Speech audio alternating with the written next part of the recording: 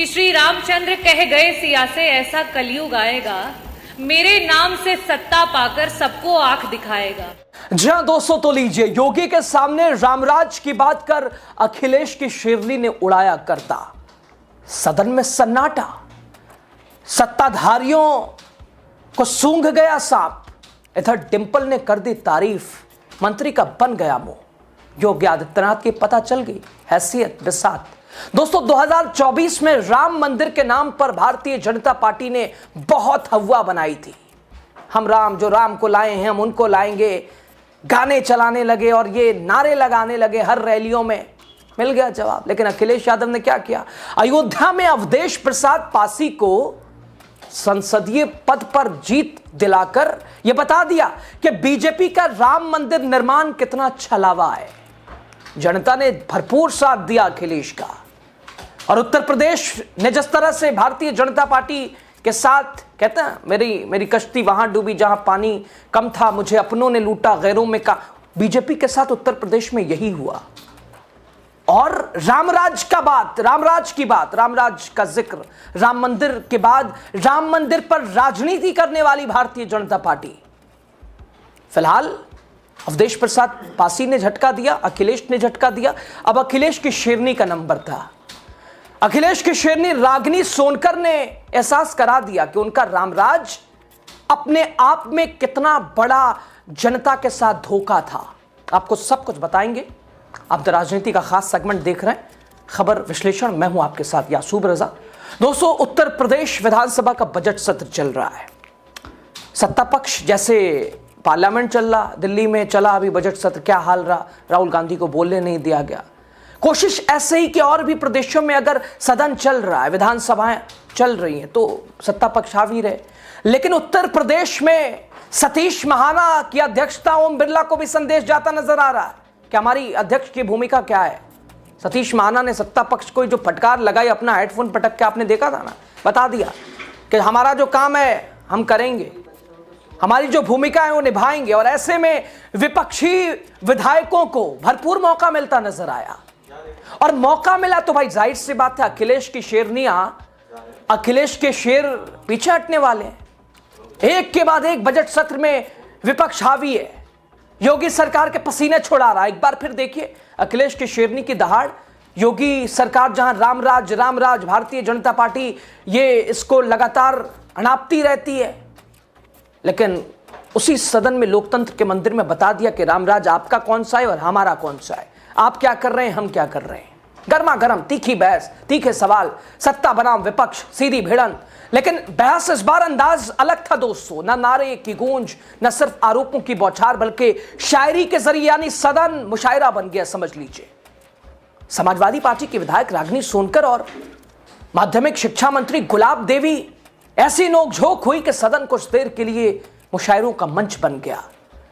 शायरी के जरिए अखिलेश की शेरनी ने जो दहाड़ मारी, और उन्हीं के अंदाज में मुंह बन गया मंत्री का, बड़बोलापन निकल गया, सारे आंकड़े हवा हवाई। दोस्तों, विधानसभा का बजट सत्र अक्सर तीखी बहसों के लिए जाना जाता है, लेकिन इस बार माहौल कुछ अलग।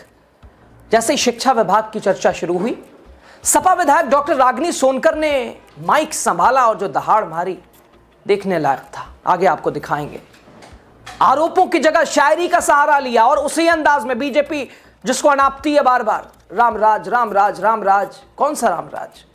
आप किस रामराज की बात करते हैं जहां शिक्षा नहीं है? आप किस रामराज की बात करते हैं जहां अपराध है, जहां कानून व्यवस्था कोई मजलूमों को दबाए? आप किस रामराज की बात करते हैं? बता दिया आपका रामराज क्या है, हमारा क्या है। आपका ढोंग है।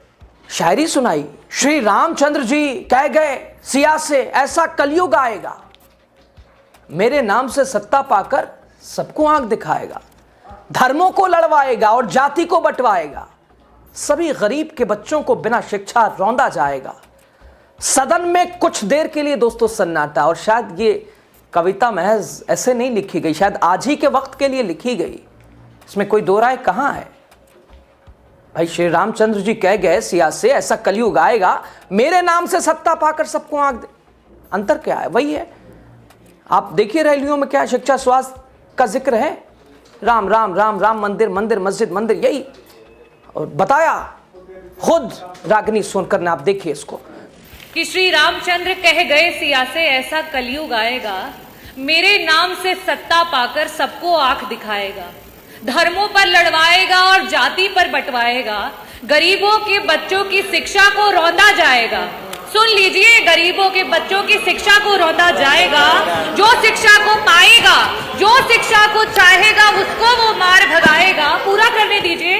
और ऐसा करके वैसा करके बस अपना मकसद पाएगा। मंत्री जी, बस अपना मकसद पाएगा। तो सुना दोस्तों आपने, डॉक्टर रागिनी सोनकर ने आरोप लगाया सरकार धर्म और प्रतीकों की राजनीति में उलझी है, उलझाई हुई है लोगों को। लेकिन यहां लोगों को विकास चाहिए, बदलाव चाहिए, शिक्षा, स्वास्थ्य चाहिए, कानून व्यवस्था चाहिए। स्कूलों की बुनियादी जरूरतें अधूरी हैं, स्वास्थ्य व्यवस्था चरमराई है। उन्होंने कहा अगर स्कूलों में विज्ञान के शिक्षक ही नहीं होंगे तो बच्चों में वैज्ञानिक सोच कैसे विकसित होगी। दोस्तों, रागिनी सोनकर ने भारतीय संविधान के अनुच्छेद 51A का हवाला देते हुए वैज्ञानिक दृष्टिकोण को नागरिक कर्तव्य बताया। मछली शहर और आसपास के कॉलेजों का उदाहरण देते हुए उन्होंने दावा किया कि 2017 के बाद से कई राजकीय कॉलेजों में प्रधानाचार्य और चतुर्थ श्रेणी कर्मचारियों के पद खाली है। देखिए आरोप उनके। मेरा पहला जो प्रश्न है मंत्री जी आपसे ये है कि जो आर्टिकल 51AH कहता है, फंडामेंटल जो ड्यूटी है हम सभी की, भारतीय जो नागरिक हैं उनकी, कि हमें अंधविश्वास से दूर रहना चाहिए और साथ ही साथ हमें जो है विज्ञान और तर्क पे आधारित जो है सोच रखनी चाहिए। जब हमारे बच्चों के पास विज्ञान की शिक्षा ही नहीं रहेगी, और मैं ये कहना चाहूंगी कि आपका जो डेटा है, आपका जो उत्तर है वो इतना गलत है कि मैं मछली शहर के Khoyri inter college, Utrai inter college, Gohka inter college, Baderi inter college, Mogalpur inter college और ना जाने इतने इंटर कॉलेजेस, 90% उत्तर प्रदेश में इंटर कॉलेजेस हैं। आज किन्हीं ना किन्हीं कारणों की वजह से सरकार वहां पे जो है बच्चों को साइंस की पढ़ाई नहीं दे रही है। मेरा पहला प्रश्न आपसे ये है कि इन इंटर कॉलेजेस में क्या साइंस की शिक्षा को लागू किया जाएगा? 1982 से लेकर के जहां 22 लाख बच्चे होते थे जो 11-12 की पढ़ाई करते थे, आज वो 55 लाख हो चुके हैं। लेकिन आपके जो टीचर्स के पद हैं वो सृजन ही नहीं हो पाए हैं। उनका सीधा सवाल था, जब भगवान राम को शिक्षा के लिए गुरु विशिष्ट मिले थे तो आज के बच्चों को शिक्षक क्यों नहीं मिल पा रहे? दोस्तों, सत्ता पक्ष ने इन आरोपों को खारिज किया। अक्सर की तरह टाल मटोल, बहुत घुमाने, मतलब काउंटर क्या ही हो सकता है। माध्यमिक शिक्षा मंत्री गुलाब देवी ने जवाब देते हुए कहा कि शिक्षकों की भर्ती प्रक्रिया जारी है, सरकार चरणबद्ध तरीके से रिक्त पद भर रही है। कब भरेगी? सवाल आने के बाद, समय निकल जाने के बाद। 4 साल बीत गया, 22 से 2026 आ गया, अब चुनावी साल आने वाला है, कब भरेंगी मैडम? बन गया मुंह।